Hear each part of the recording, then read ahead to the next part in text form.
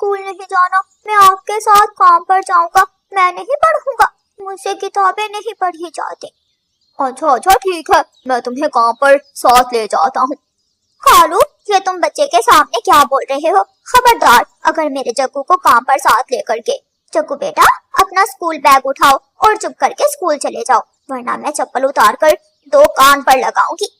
हर रोज school, तंग आ गया हूँ स्कूल जा जाकर। कितना मुश्किल है स्कूल में सारा दिन बैठना, कितना मुश्किल है किताबें पढ़ना।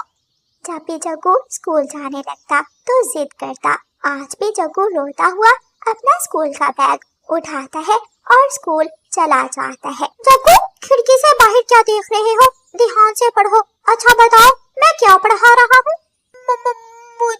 मुझे नहीं मालूम, मैं तो बाहर तितली को देख रहा था। बेटा, अपना ध्यान पढ़ाई में रखा करो। जो बच्चे पढ़ते नहीं हैं, कल उन्हें जीवन में बहुत पछताना पड़ता है। मेहनत मजदूरी बहुत मुश्किल है, अगर पढ़ लिख जाओगे तो सफलता मिलेगी, कामयाब हो जाओगे, अच्छी नौकरी मिल जाएगी या अपना कारोबार कर सकोगे। सब यही कहते हैं, कारोबार तो अनपढ़ पक्षी भी करते हैं। तोता टीचर, मुझे नहीं पढ़ना, आप मेरे मम्मा पापा को बता दे, मैं पढ़ना नहीं चाहता। बेटा, समझने की कोशिश करो, जो पक्षी पढ़ लिख कर कारोबार करता है वो अनपढ़ पक्षी से कई गुना ज्यादा मुनाफा कमाता है। हर कोई जग्गू को पढ़ाई का कहता, लेकिन जग्गू का तो पढ़ाई में दिल ही नहीं लगता था। आज जग्गू स्कूल जाने की बजाय नदी पर जाकर बैठ जाता है। रानू चिड़िया जब नदी पर पानी पीने जाती है तो जग्गू को देखकर उसे कहती है, अरे जग्गू बेटा, आप आज स्कूल क्यों नहीं गए? आज स्कूल से छुट्टी थी, मैं इसलिए यहाँ नदी पर आ गया। लेकिन गुड़िया और गुगू तो दोनों स्कूल के हैं, उन्होंने तो मुझे नहीं बताया कि स्कूल से छुट्टी है। झूठ क्यों बोल रहे हो? चलो बेटा स्कूल जाओ। आंटी प्लीज, मेरी मम्मा को मत बताना, आज मेरा स्कूल जाने को दिल नहीं कर रहा था। मैंने पापा को कान में बता दिया था, मेरे पापा ने कहा ठीक है, थोड़ी देर बाहर घूमकर घर वापस आ जाना। बेटा, आपके पापा कालू ने सारी उम्र बुरे काम किए हैं, चोरियां की हैं, दूसरों को धोखा दिया है। क्या आप भी चाहते हो कि आप भी अपने पापा की तरह चोर बन जाओ? हाँ, मैं चोर बनूंगा, धोखेबाज बनूंगा, लेकिन पढ़ाई नहीं करूंगा। मैं कुछ भी करूंगा, स्कूल नहीं जाऊंगा, बस आप मेरी मम्मा को मत बताना। रानू चिड़िया जंगल में दाना चुग रही थी कि वहाँ गोरी कवि आ जाती है। रानू चिड़िया से रहा नहीं जाता और वो गोरी को बता देती है, गोरी बहन, आप जग्गू के सामने मेरा नाम मत लेना, लेकिन मैं आपको बताना चाहती हूँ कि जग्गू आजकल स्कूल जाने के बजाय नदी पर जाकर बैठ जाता है। अच्छा हुआ चिड़िया जो तुमने मुझे बता दिया, मैं आज ही जग्गू से जाकर पूछूंगी। और हाँ, तुम्हारे पति कालू जी को भी मालूम है कि जग्गू स्कूल नहीं जाता। वही जग्गू से कहता है कि थोड़ी देर बाहर घूमकर घर आ जाना। चिड़िया बहन, क्या करूं, मैंने जिंदगी में बहुत दुख देखे हैं, गुर्बत देखी है, महंगाई देखी है। मैं चाहती हूँ मेरा बेटा पढ़ जाए, लेकिन कालू खुद तो पढ़ा नहीं और चाहता है कि मेरा बेटा भी उसकी तरह आवारा और चोर बन जाए। जग्गू ने मुझे कई बार कहा था कि मैं आपको ना बताऊं, लेकिन मैंने मुनासिब यही समझा कि मैं आपको बता दूं। जग्गू, क्या तुम आज स्कूल गए थे? इससे पहले कि जग्गू बोलता, कालू कौवा जल्दी से बोलता है, हाँ, गया था, मैंने खुद देखा था, जग्गू स्कूल की तरफ जा रहा था। झूठ मत बोलो कालू, मैं सब जानती हूँ, तुम भी साथ मिले हुए हो। जग्गू स्कूल नहीं जाता, जग्गू नदी पर जाकर बैठ जाता है और ये सब जग्गू तुम्हारे कहने पर कर रहा है। मम्मा, जो भी हो जाए, मैं स्कूल नहीं जाऊंगा, बस नहीं जाऊंगा। तुम्हारा बैग कहाँ है? मैंने भी आज अपना बैग नदी में फेंक दिया है, ना रहेगा बैग और ना मैं जाऊंगा स्कूल। ये सुनकर गोरी कवि अपना सर पकड़कर बैठ जाती है और बहुत ज्यादा परेशान हो जाती। दूसरे दिन जग्गू कौवा अपने पिताजी के साथ काम पर चला जाता है, लेकिन आज गोरी कवि खामोश रहती है। कालू कौवा चील के ठेले पर फल बेचा करता था। जग्गू, तुम यहाँ बैठकर थोड़ी देर आवाज लगाओ और मैं अपने दोस्त भूरे से मिलकर आता हूँ। बस कालू कौवा तो चाहता ही यही था कि खुद सारा दिन आवारा फिरे और उसके हिस्से का काम करे जग्गू कौवा। केले केले, मीठे मीठे केले, पके पके केले खाओ, मीठे मीठे केले खाओ। जग्गू फल बेचने लगता है। जब जी करता जग्गू एक केला उठाकर खा लेता। पैसे आते जग्गू फल दे देता। जग्गू को ये काम बहुत अच्छा लग रहा था। हाँ जग्गू बेटा, कितने कमाए? देखें पिताजी, मैंने सारे ही केले बेच दिए हैं। फिर शाम को कालू कौवा जग्गू कौवे को साथ लेकर चील के घर जाता है और चील को सारा हिसाब दे देता है। चील बहन, अब मुझे दिहाड़ी कुछ ज्यादा दिया करो। आज से मेरा बेटा भी मेरे साथ काम पर आएगा। दोपहर को रेस्ट भी नहीं होगी। ठीक है, कल से 2 सिक्के ज्यादा मिलेंगे, लेकिन काम मेहनत से करना। फिर उस दिन के बाद जग्गू कौवा पक्का पक्का केले बेचने लगा और जग्गू के पिताजी सारा दिन जंगल में आवारा घूमते। रानू चिड़िया के दोनों बच्चे स्कूल जाते रहे। वक्त गुजरता गया। चिड़िया के बच्चों ने अपनी पढ़ाई मुकम्मल कर ली थी। कुकू को एक जंगल की फैक्ट्री में जॉब मिल जाती है और गुड़िया पढ़ लिख कर डॉक्टर बन जाती है। जग्गू कौवा कल भी केले बेच रहा था और आज भी केले बेच रहा था। जग्गू के माता पिता बूढ़े हो चुके थे। अब कालू भी घर में लेटा रहता, खांसता रहता और गोरी कभी तो पहले ही घर में रहती थी। जग्गू बेटा, घर में राशन नहीं है, क्या आज तुम आटा नहीं लाए?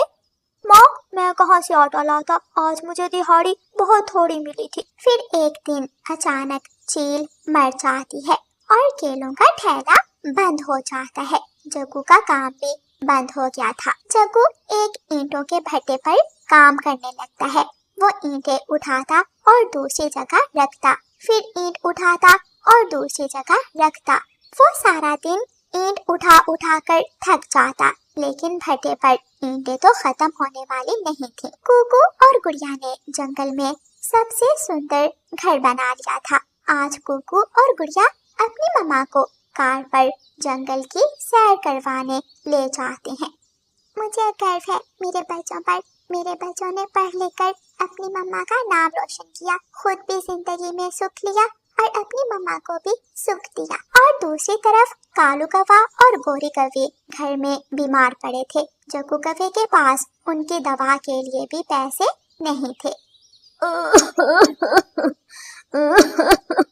जग्गू बेटा, मुझे दवा ला दो, मैं मर जाऊंगा।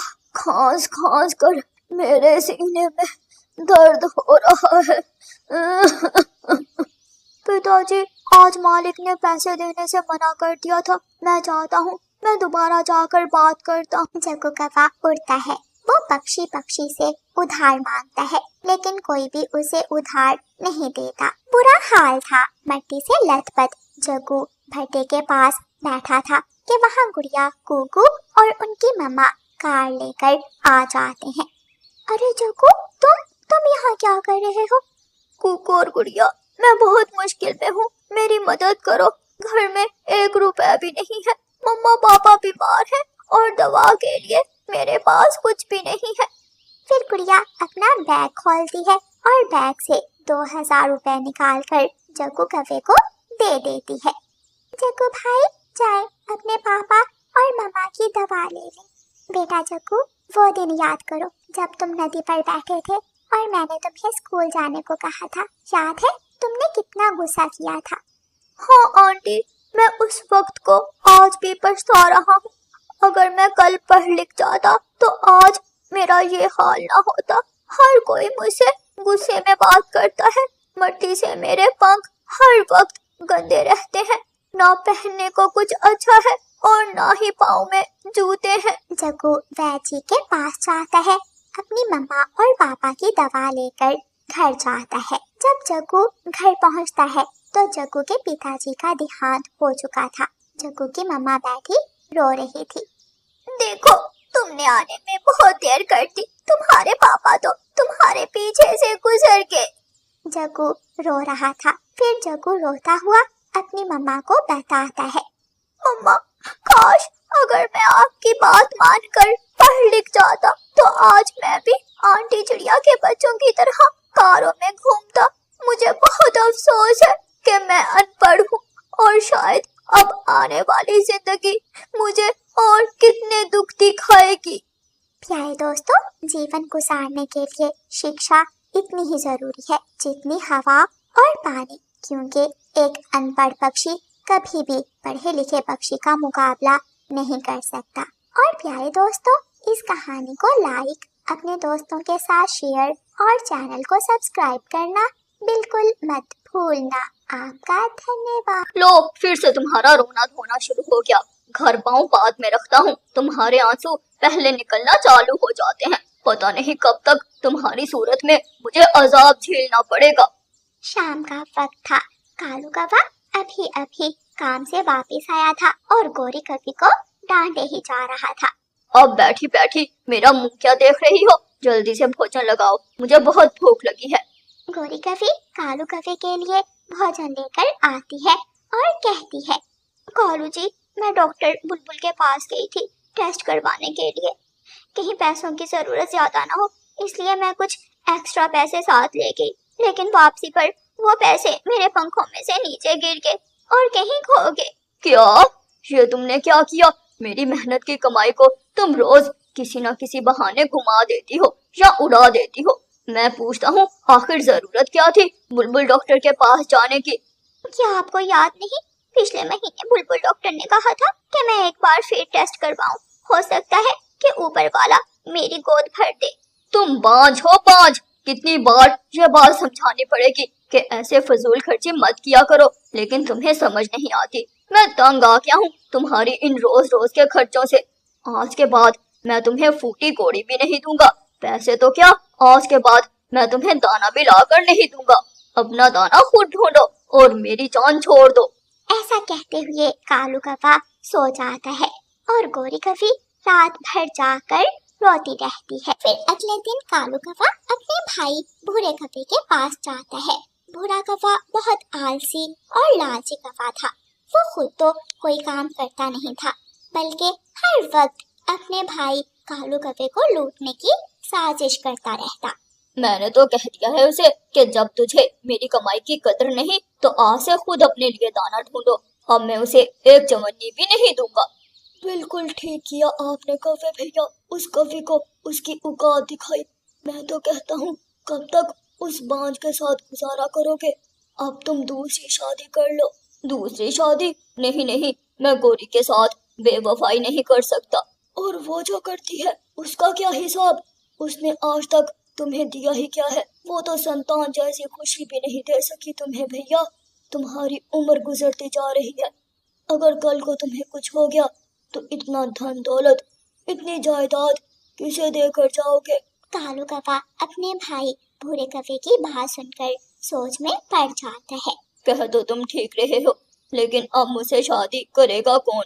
वो तुम मुझ पर छोड़ दो। दूसरे जंगल में एक कौवों के परिवार को जानता हूँ। उनकी छोटी बेटी अभी कंवारी है। अगर तुम कहो तो मैं वहाँ बात चलाऊं। ठीक है, अगर तुम्हें ये मुनासिब लगता है तो बात करके देखो। ऐसे ही कुछ दिन गुजर जाते हैं। एक दिन कौवों के दरवाजे पर दस्तक होती है। गोरी कवि दरवाजा खोलती है तो कालू कौवा दुल्हा बना सामने खड़ा था। आ जाओ सुंदरी, अंदर आ जाओ। इसे अपना ही घर समझो, बल्कि समझना क्या है, ये तो अब तुम्हारा ही घर है। कालू जी, ये कौन है और ये कहाँ से आई है? और आप ये क्या बने हुए हो?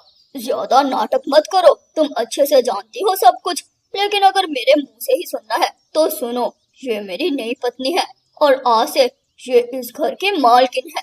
नहीं, ऐसा नहीं हो सकता। कालू जी, आप मेरे साथ धोखा नहीं कर सकते। गोरी, अपने रोने धोने से मेरा मूड खराब मत करना। मैं बहुत थका हुआ आया हूँ। जाओ जाकर मेरे लिए और सुंदरी के लिए शरबत बना कर लाओ। कालू जी, मैंने आपका हर तरह का बर्ताव बर्दाश्त किया, आपका बुरा बर्ताव सहा, लेकिन आपकी बेवफाई सहना मेरे बस में नहीं है।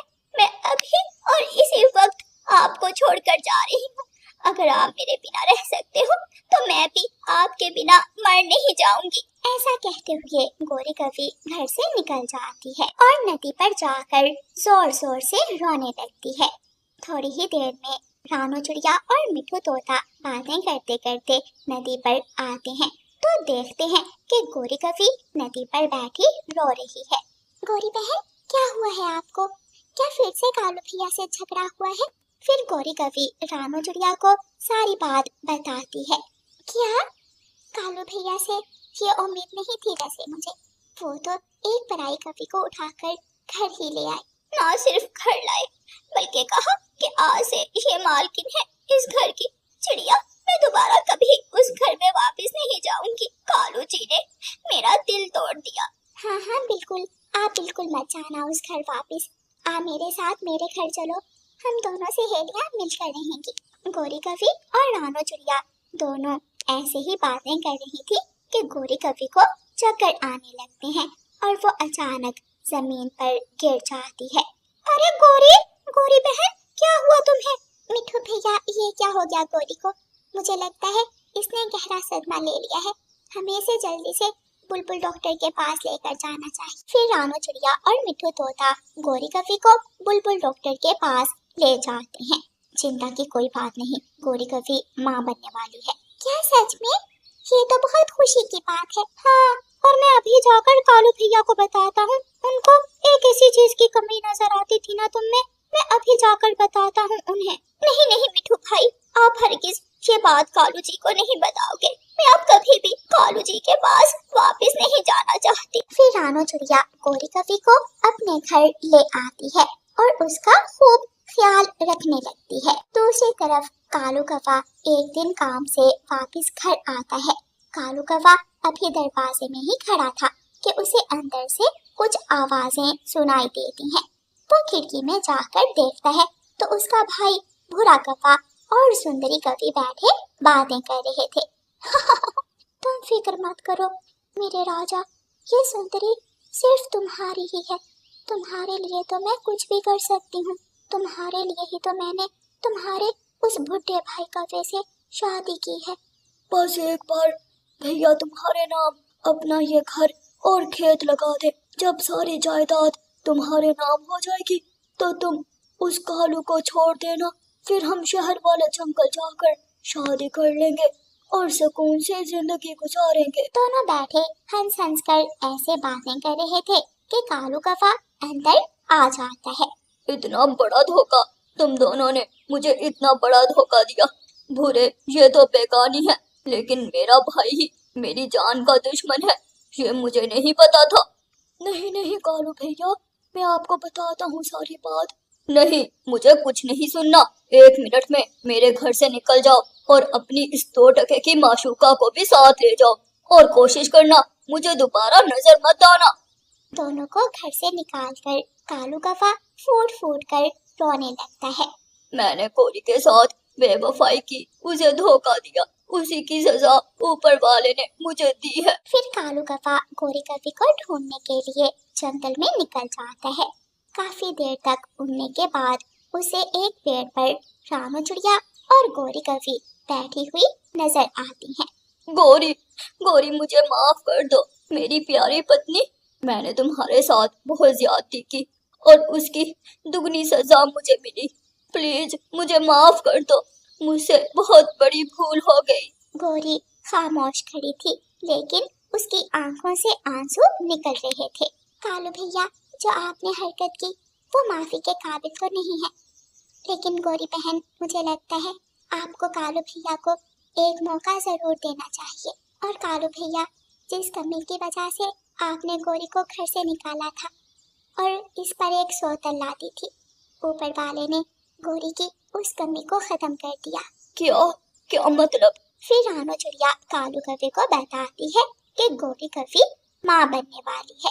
कालू कौवा ये सुनकर बहुत खुश होता है और अपनी पत्नी से माफी मांगकर उसे घर ले आता है और खुशी खुशी अपनी पत्नी के साथ रहने लगता है।